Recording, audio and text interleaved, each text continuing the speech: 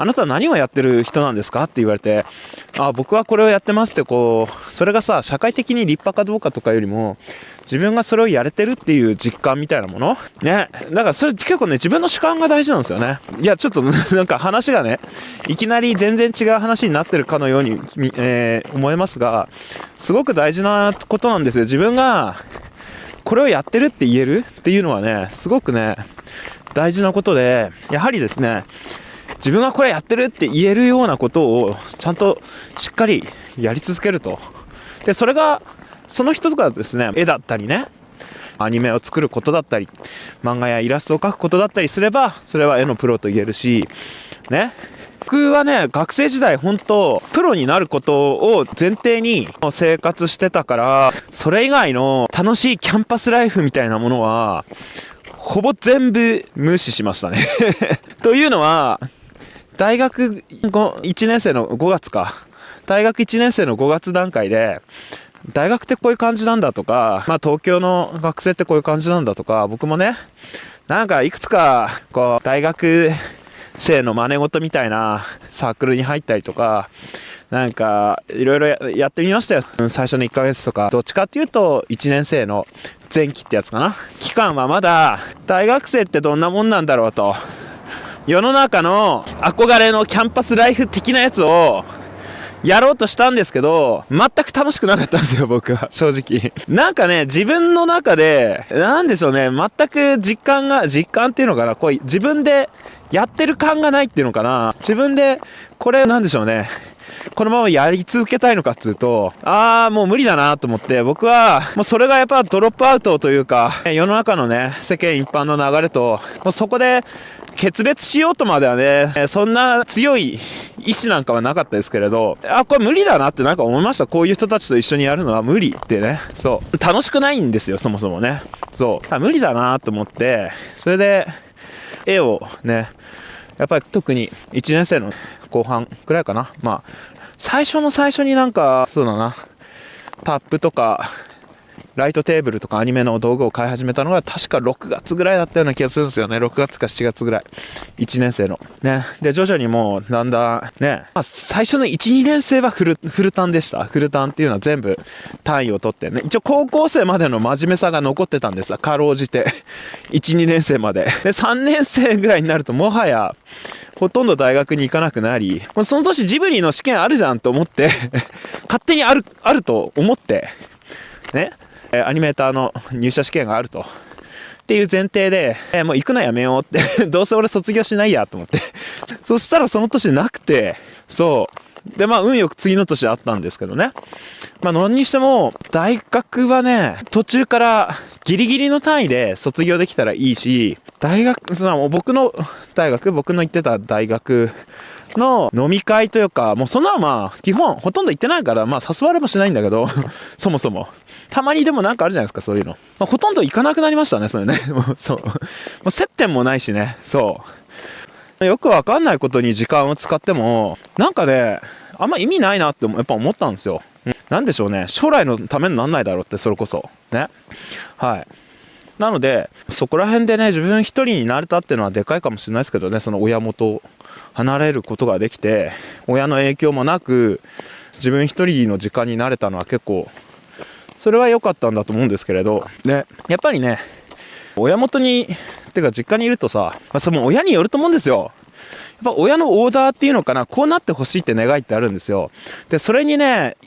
僕もなんだかんだ言っていい子なんですよ僕もいい子なので、それに なろうっていう風にね、気を使っちゃうんですよね。でも本当に離れて自分一人だと本当ね、自分のやりたいことねできるんですよね。なので親のこともほぼ気にせず、周りの大学の人たちもほぼ気にせず、よく通ってたのはアニメサークルね。アニメ研に行って、そこの人たちと、アニメ研は多大だったんですけどね、行ってそこでアニメを作るだけと。だから本当に自分がそんなにプロになろうってばっかりは思ってはいなかったが、結局そう思ってたんだろうな。結局はそのために必要なことしかしなかったですね、大学時代は。でも一応親にね義理があったので、卒業と教員免許を取るっていうね、いうのだけは一応、これはですね、一応お金を出してくれてるスポンサーに対する最低限度の、礼儀として親の願いを叶えようというねいうので一応卒業とあれだけしましたけどね。それ以外はほとんどやっぱ自分のなんでしょうね、やりたいことのために時間を使いましたね。でそれは本当に今思えばとても贅沢なことだとも思うし、良かったなと。すごい思ったのが、やっぱ大学の時入って思ったのが、すっごいがっかりしたんですよ俺。やりたくもない受験勉強を頑張ってやった挙句得られたものがこんなにつまらないものなんだっていうのにちょっと愕然としたんですね。18、19のその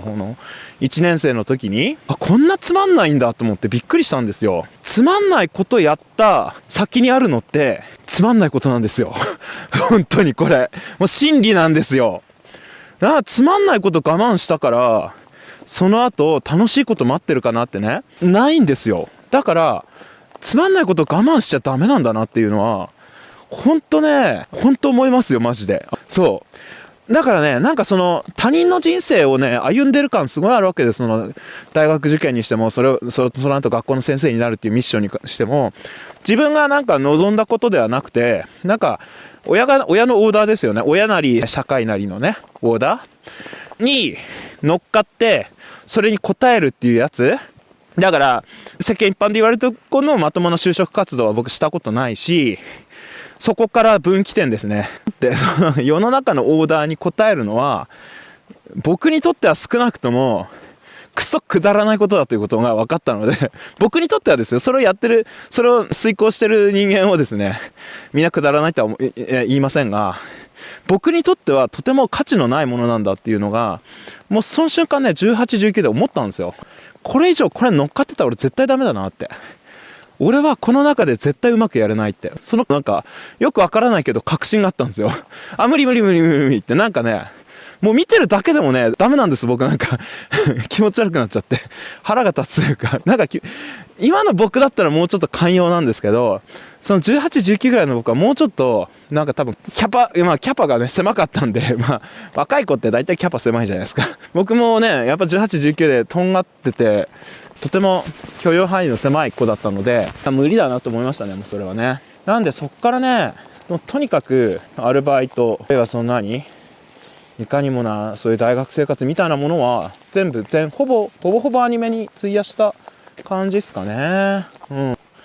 で、いやじゃないとさ、1、2年、2、3年で全然絵描いてないところから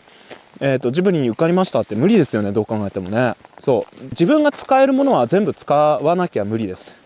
で僕はそういう兄貴も公務員だし、家庭が経済的に安定していたっていうのはとてもすごいメリットとして本当使わせてもらいました。で他にあるメリットとしては、実家が関東にあるむしろ東京から中央線沿線から1時間以内に実家がある人っていうのは多分日本で2、3000万人いるんじゃないかな多分2、3000、中央線というか三鷹というか、吉祥寺というか荻窪というかその辺りに大体アニメスタジオってあるね。例えばアニメーターになりたい人っていう話ですよ、これすいませんね、注釈忘れてた。アニメーターになりたい人は実家が、その中央線のよくあるアニメスタジオがあるその周辺から1時間以内にあるだけでそれ才能なんですよ、ね。でその才能は使った方がいい、アニメーターになりたい人は、才能というかその人の持ち物ってみんな違うんです。僕は田舎なんですよ、実家が。だからアニメなんでそんなね、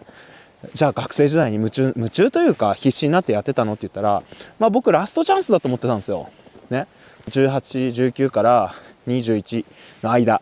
このラストチャンスを逃したら田舎で教員をやらなきゃいけないんですよなんか知らんけど、いやそれだって全然立派なことだしいいと思うよ。だけど僕はすげえ嫌だったんですよ、そんな。もう無理です。僕ね教えるのはやっぱ好きです。それはもう子供も好きだし教えるの好きです。やっぱこうやって喋るの好きだし、なので教えるのは好きだけど、とても同僚の人とかさ、自分の上とかさとうまくできる自信ないですよ。なんかぶち切れちゃうよ俺。なんか分かんないけど、そんなくだらないことやってるからお前ら一緒ダメなんだよとかって最終的に言っちゃいそうなもんね。だから僕はそういう集団の中で何かをするっていうものがとてもうまくないっていうのがなんとなく分かってたんでしょうね、それは自分で。なんで選択肢がめちゃくちゃあったかっていうとね、僕の中ではもうねなかったんですよ。他興味のあることもなかったし、高校生ぐらいの時にやっぱアニメを作ってみたいなっていうふうにやっぱ思うようになったんで、いろいろ見たり調べたりしてね。それをできるのは大学の4年間だけであると、自分で。その間になんとか自分が食いっぱぐれないための、田舎にね強制送還されないための何らかの、それでなんとかねやってくんだよっていう気持ちはあったんですよ。アニメシルクはですね、いろんな人がやっぱいて、別にね絵描きのプロになることをめちゃくちゃ推奨してないんですよ。それも一つのその人の選択肢として、そうなりたいんだったらそうなればいいんじゃないんですかっていうような感じなのね。だから別にアニメシルクはプロになった人が偉くてそうじゃない人が偉くないですって全然言ってないんですよ。ただずっと絵描いてたい人はやっぱね絵を商売にするのが一番そりゃいいよ、ね、そりゃそう言える。だけれど私一般職なんですよってよく言うんですけど、その一般職っていう中に無限のグラデーションがあって、もうブラックすぎて今日にでもやめないと命の危険すら感じるぐらいの場所もあれば、いや私案外一般職もできちゃうんだよねってね、普通に事務処理とか緻密なねそういうお仕事、あるいはそういう営業とか普通にやれちゃうんですよね。でも絵も好きなんですよね。でいろいろプラスマイナス考えたらやっぱり絵で食ってかなりリスキーだし、もう自分家族いるし、だとすればちょっとそっちよりはほどほどのお付き合いというんですかね、距離感で楽しむ範囲でやっていこうかなと。プロってね別に楽しくないですからね。いや楽しいことも、いやもちろん楽しいよ楽しいんだけど、そんな楽しむためにプロになるのとちょっと違うからね。もちろん楽しくもあるんだけど創作だから、それよりはただ単にやっぱ絵を商売として使うってことですからね、楽しくないこともいっぱいあるよ、そりゃそりゃある。だって仕事だからね、それはね。だからそこから絵描きになる、そこからっていうのかな、僕だったら普通に大学卒業して学校の先生になるであろう道からアニメーターを志したってさっき話したように、なんかうわー俺絶対無理っていう、そっちの道は絶対無理って思えるとか、なんかね必ずしも俺はすごく才能があるからとても期待が持てるからなろうっていうねポジティブな考えだけじゃないんですよ。そう思ったこともあるよ、もちろん。俺なんかできんじゃねえかなっていうですね、無駄なというか何の根拠もない自信はちょっとはあった。いやだいぶあったけどそれだけじゃなくて絶対無理とか絶対嫌っていうですね、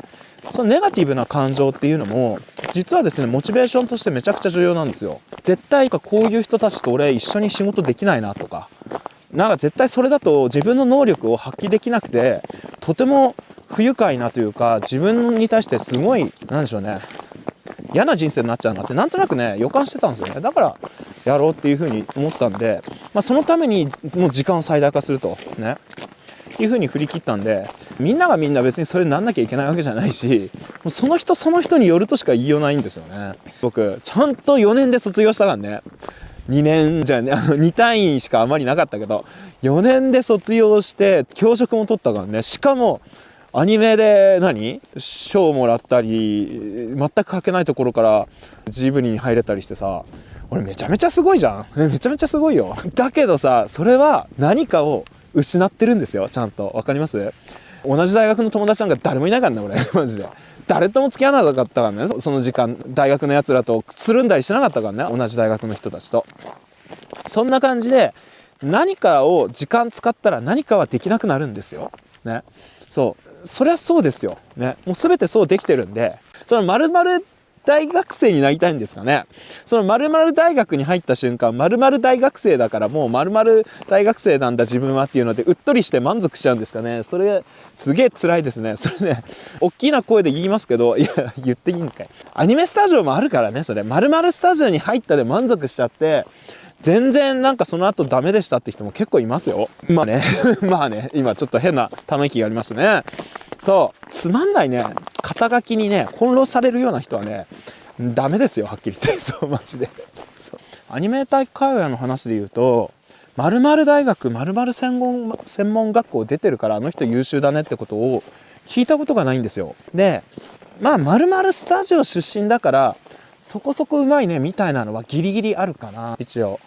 だけど〇〇大学出てるからあの人はやっぱりすごいねってことがね、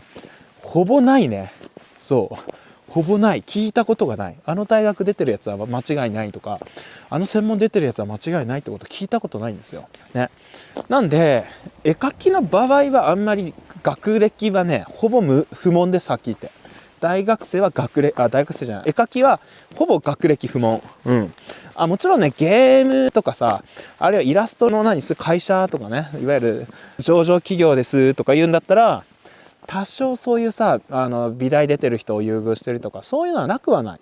けれど少なくともアニメーター界隈ではあまり学歴は僕の知ってる範囲だとね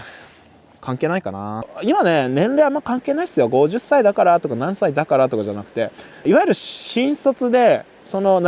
所属スタジオというか、そういうほらイラストレーターの所属する会社に入りたいです、新卒ですとか言ったら年齢制限当然あるんですけど、フリーランスでその技術だけ売るっていうような、いわゆる外注先として自分がイラストレーターでやるんだよっていうんだったら、全然年齢なんて多分関係ないんですよ、ほんとね。